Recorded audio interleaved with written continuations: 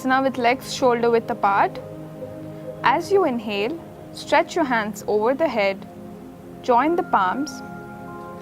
As you exhale, squat down. Elbows pushing the knees. Now, another variation in this pose is come onto the toes by slightly lifting your hips up.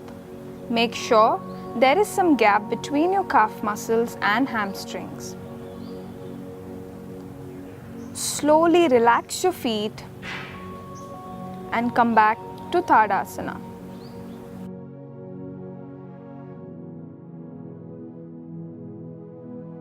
Make sure not to lean forward. Keep the spine straight.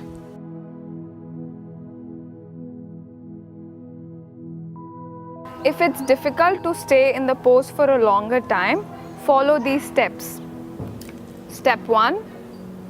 If you are not able to balance and place the feet on the ground, place the folded mat or blanket under the heels.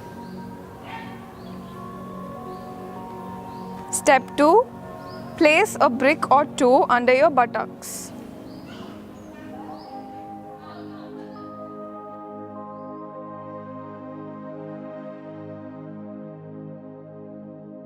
Now let us look at the benefits. Malasana strengthens the legs, groin, knees and back. It opens up the chest and shoulders, and it is a wonderful pose during pregnancy after second trimester. It also improves digestion.